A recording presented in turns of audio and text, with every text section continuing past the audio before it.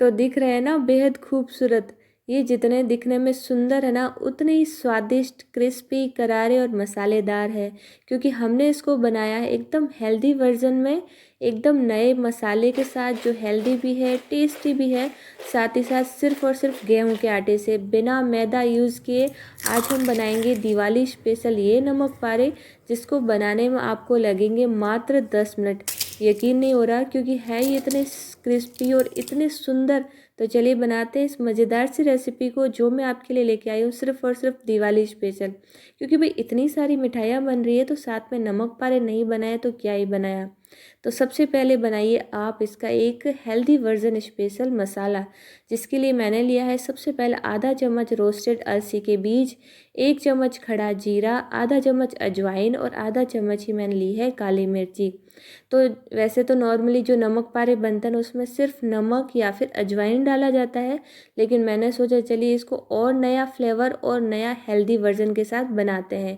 तो ये सारी चीज़ पेट के लिए बहुत ही अच्छी होती है। तो सबसे पहले आप इसको सिलबट्टे में डाल दीजिए और बस हल्का दरदरा सा इस तरह का कूट के तैयार कर लीजिए। बहुत ही आसान है, झटपट से कुट जाता है क्योंकि सारी चीज़ें सूखी है। तो ये मसाला बन के तैयार हो जाया है। अब इसको बनाने में समय भी बहुत कम लगता है, बहुत ही कम चीज़ें चाहिए। तो बस एक बड़ा सा बाउल ले लीजिए और उसमें डाल दीजिए सबसे पहले 1 कटोरी भर करके चावल का आटा, और उतना ही डाल दीजिए 1 कटोरी गेहूं का आटा। तो गेहूं का आटा और चावल का आटे का रेशियो वैसे आप कम ज़्यादा कर सकते हो, कोई दिक्कत नहीं है। मैंने दोनों को बराबर लिए। आपके पास चावल का आटा कम है तो कम भी चल जाएगा, ज़्यादा है तो थोड़ा सा ज़्यादा भी चल जाएगा। अब इसके अंदर डाल दीजिए कूटा हुआ मसाला, जो हमने एकदम हेल्दी वर्जन के साथ बनाया है। साथ ही साथ इसमें फ्लेवर भी बहुत अच्छा आएगा। तो एक बार इस तरीके से ज़रूर से ट्राई कीजिएगा। अब इसमें ज़्यादा मसाले नहीं जाते हैं, इसमें सिर्फ और सिर्फ नमक जाएगा। तो 1 छोटा चम्मच भर के नमक डाला है और सिर्फ 2 छोटे चम्मच भर के मैंने छोटे वाले जो होते हैं ना वो तेल डाला है मोयन के लिए। अब इस रेसिपी में आपको मोयन ना तो कम डालना है और ना ही बहुत ज़्यादा डालना है। आपको बस इतना डालना है कि इसमें हल्का सा मॉइस्चर रहे आटे में। इससे क्या होता है ना, हम नमक पारे बनाते हैं ना तो लंबे समय तक क्रिस्पी रहते हैं। अगर मोयन ज़्यादा हो गया तो वो बहुत जल्दी सॉफ्ट हो जाते हैं, और अगर मोयन बिल्कुल कम हो गया तो बहुत ही हार्ड लेंगे, मतलब कड़क ज़्यादा हो जाएंगे। तो बस थोड़ा सा यही ध्यान रखना है, उसके अलावा ज़्यादा आपको कुछ भी ध्यान नहीं रखना है।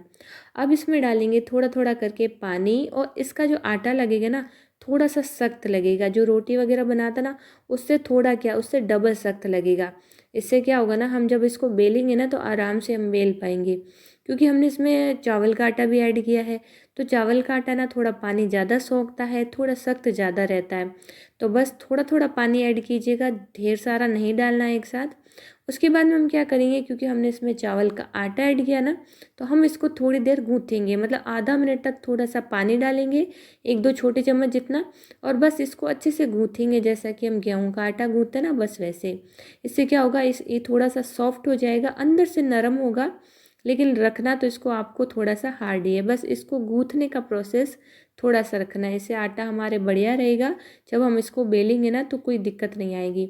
तो यहाँ पे आटे को हमने गूँथ लिया और आप देख सकते हो कुछ इस तरह का रहेगा। अब इस पर डाल दीजिए थोड़ा सा तेल, घी या कुछ भी, और इसको अच्छे से चिकने कर लीजिए, क्योंकि हम इसको 10 से 15 मिनट के लिए रेस्ट करने के लिए छोड़ेंगे। तो मेरे पास थोड़ा टाइम कम था तो मैंने 5-7 मिनट ही रखा है। आप चाहें तो 10 से 15 मिनट भी रखेंगे ना तो आराम से अच्छे से सेट होगा। जितना ज़्यादा रखेंगे उतना अच्छे से सेट होगा। तो हाईएस्ट आपको 15 मिनट तो रखना ही है। तो मैं इसको तेल से अच्छे से ग्रीस कर ली हूँ, ताकि कहीं से भी सूखी नहीं रहे इसकी लेयर। अब ढक करके हमने रखा है, 5 से 7 मिनट ही रखा है मैंने, ज़्यादा नहीं रखा है। अब यहाँ पे ढक्कन हटा करके फिर से एक बार इसको मथ लेंगे। ठीक है। तो यहाँ पे जो डो है ना ये थोड़ा सा नरम भी हो गया, हल्का सा 5% और नरम हो गया, क्योंकि हमने इसको ढक के रखा था। अब लेंगे इसमें से एक बड़ी सी लोई, और बाकी वाले आटे को हम फिर से ढक करके रखेंगे, ताकि सूखे नहीं आटा और वैसा ही रहे, क्योंकि इसको बनाने में थोड़ा सा टाइम लगेगा हमें। तो मैं बनाने वाली भी अकेली हूँ, ज़्यादा कोई हेल्पर है नहीं। अब यहाँ पे इसको मैं किचन काउंटर पे ही बेल रही हूँ, तो मैंने इसको किचन काउंटर पे रख दिया है। ना तो मैंने यहाँ पे कोई तेल लगाया, नहीं आटा। अगर आपको लगे आपका जो है ये रोटी मोटी वाली नहीं मिल रही है, तो आप थोड़ा सा तेल लगा लीजिए, लेकिन सूखा आटा मत लगाइएगा। तो अगर आप आटा अच्छा परफेक्टली लगाएंगे, अच्छे से लगाएंगे ना थोड़ा हार्ड, तो आपको यहाँ पे भी कोई दिक्कत नहीं आएगी। तो अब मैं इसको अच्छे से बेल रही हूँ, जितना मेरे से मैं इसको बेल पाऊँगी उतना बेलूँगी। यहाँ पे हमें इतना भी नहीं बेलना है कि पापड़ के जैसा पतला कर दें और ज़्यादा मोटा भी नहीं रखना है, मतलब नॉर्मल रखना है। थोड़ा सा कोशिश कीजिएगा थोड़ा ज़्यादा पतला रखें रोटी से, लेकिन ज़्यादा इतना भी नहीं पतला करना है कि पापड़ के जैसा बन जाए। लेकिन आप देखोगे क्योंकि हमने इसमें चावल का आटा मिलाया है तो कॉर्नर्स फटेंगे, लेकिन कोई टेंशन की बात नहीं है क्योंकि हमें वैसे भी इसको शेप देना है। कॉर्नर्स हम इसमें यूज़ नहीं करेंगे, तो आगे जैसे हम यूज़ लेंगे तब तक ये जो कॉर्नर्स है परफेक्ट हो जाएंगे। अब यहाँ पे जितनी मैं इस रोटी बेल पाई उतना मैंने बेल लिया है, और यहाँ पे मैं लिया हार्ट शेप वाला ये कटर। तो ये मेरे पास पूरे कटर का सेट है जिसमें छोटे बड़े क्रम से आते हैं, जिसमें गोलाई में होता है, फ्लावर की शेप में होता है और ये हार्ट शेप में भी होता है। तो मैंने इससे पहले हार्ट शेप की आपके साथ मिठाई भी शेयर की है करवा चौथ की, अगर नहीं देखी तो वहाँ जाके ज़रूर से देखिएगा, वो भी बहुत सुंदर लग रही थी। तो मैंने सोचा चलिए इस बार हार्ट शेप की ही हम नमक पारे बनाते हैं, जो सुंदर भी होंगे और दिखने में इतने अट्रैक्टिव होंगे ना कि पूछिए मत।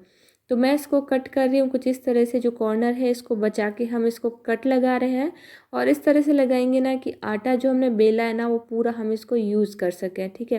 तो यहाँ पे इसको थोड़ा सा ज़्यादा दबाएंगे ताकि ना अच्छे से निकल जाए, टूटे वूटे नहीं निकालते समय। तो मैं इसको थोड़ा सा ज़्यादा प्रेस कर रही हूँ। तो स्टार्टिंग में मैंने सीधा करके कटर रखा है, उसके बाद में मैंने उल्टा करके रखा है ताकि कहीं से भी हमारा बेला हुआ आटा वेस्ट नहीं हो।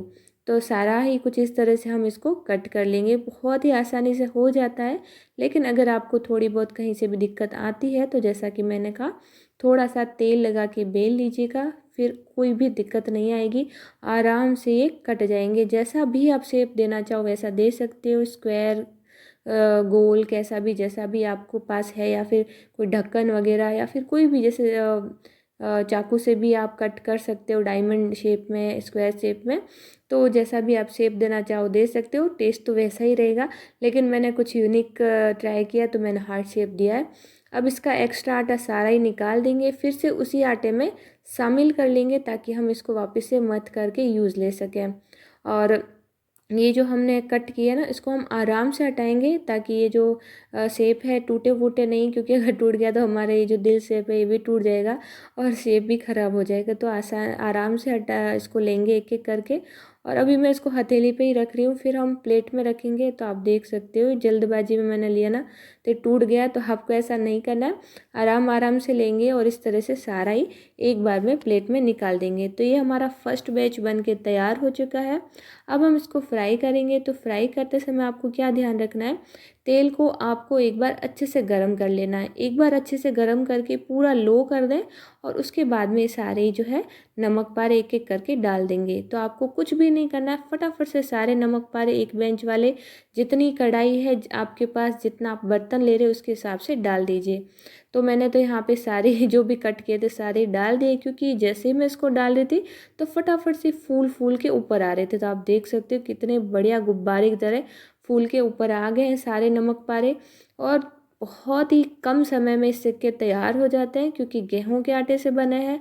साथ ही साथ चावल के आटे से जो हमने मिलाया ना, उससे क्या प्रॉफिट होता है, इसमें एक बढ़िया सी क्रिस्पनेस आती है और सुंदर सा कलर आता है, जो कि आप देख रहे हो एकदम सुनहरा सुनहरा वाइट और गोल्डन में।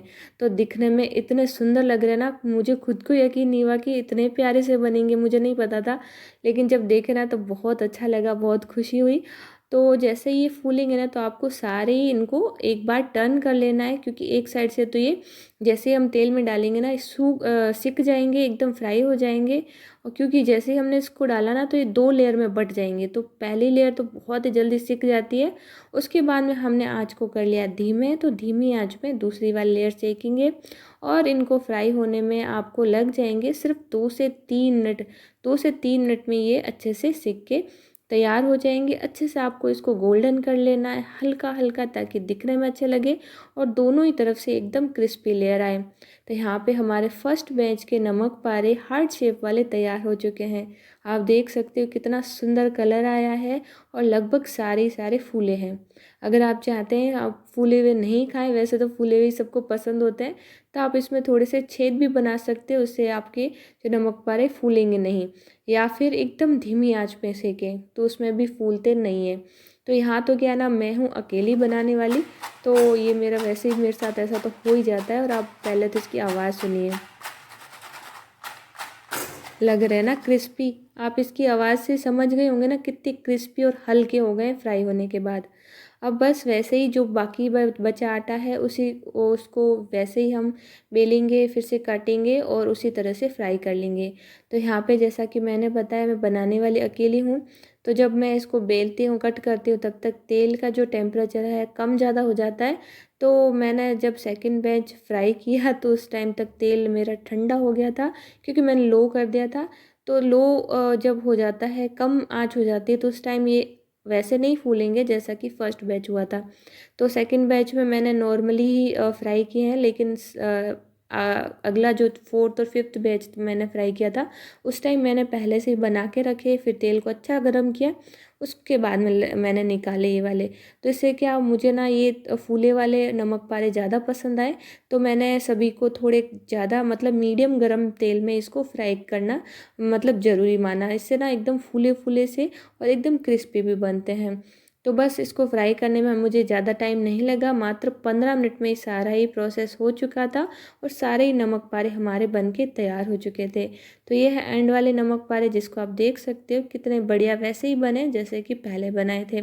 तो आप चाहे तो फूले वाले बनाएं या फिर बिना फूले बनाएं, मतलब दोनों ही तरह से आप बना सकते हो, जैसे कि पापड़ी वगैरह बनती ना वैसे। तो यहाँ पे सारे नमक पारे हमने बना के तैयार कर लिए हैं। जैसा हमने मसाला बनाया था ना, वैसा ही इसमें स्वादिष्ट टेस्ट आता है, उतने ही क्रिस्पी और करारे रहते हैं। अब यहाँ पे ये मत माने कि पापड़ी बन गई तो कौन ही खाएगा, ये पापड़ी भी उतनी ही स्वादिष्ट है जितने कि फूले वाले नमक पारे हैं। इसे आप पापड़ी चाट बना के दे सकते हो बच्चों को, या फिर किसी भी चटनी सॉस या फिर किसी भी ड्राई सब्जी के साथ भी दोगे ना, तो बच्चे तो आराम से खा लेंगे। और सच मानिए, ये नमक पारे तो मेरे तो सिर्फ 2 दिन ही चले थे, क्योंकि ये ऐसी चीज़ है ना कि बच्चे उठते बैठते चलते फिरते यूं ही खा लेते हैं।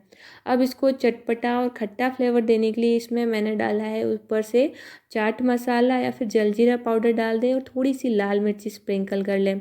अब ये प्रोसेस भी अगर आपके पास हेल्पर है ना, तो उसे कीजिएगा कि तुरंत ही कर ले, गरम गरम में मसाला अच्छे से लगता है। तो मैंने तो सारा बनाने के बाद डाला है, लेकिन हम इसको ऊपर नीचे अच्छे से करेंगे तो ये भी अच्छे से कोट हो जाएगा। तो अगर आपके पास हेल्पर है तो उसकी मदद ज़रूर से ले लीजिएगा, तो आपके नमक पारे और भी ज़्यादा क्रिस्पी और बढ़िया बनेंगे। क्योंकि इसमें टेम्परेचर का बहुत ज़्यादा महत्व रहता है। अगर टेम्परेचर सही है तेल का, तो सारे नमक पारे वैसे ही बनेंगे, फूले फूले क्रिस्पी और करारे। लेकिन हमारे भी यहाँ पे नमक पारे कुछ कम थोड़ी बने, उतने ही स्वादिष्ट, उतने ही क्रिस्पी और उतने ही लाजवाब है। तो एक बार इस दिवाली ये नमक पारे ज़रूर से ट्राई कीजिएगा। एकदम डिफरेंट मसाले के साथ क्रिस्पी करारे और इतने सुंदर, हर किसी का मन मोह लेंगे। जिसको भी खिलाएंगे एक बार ज़रूर से पूछेंगे कैसे बनाया। तो ये हमारी प्लेटिंग हो चुकी है। तो आई होप आप सभी को ये नमक पारे की रेसिपी पसंद आई होगी, क्योंकि बहुत ही स्वादिष्ट के साथ साथ हेल्दी वर्जन के साथ है। नो मैदा है, सिर्फ गेहूं का आटा और चावल का आटा, और कुछ चाहिए भी तो नहीं। तो आज की रेसिपी हमारी कंप्लीट हो चुकी है। मैं मिलती हूँ आपके साथ एक नई मज़ेदार दिवाली स्पेशल मिठाई के साथ। तब तक के लिए खुश रहें, स्वस्थ रहें, मस्त रहें।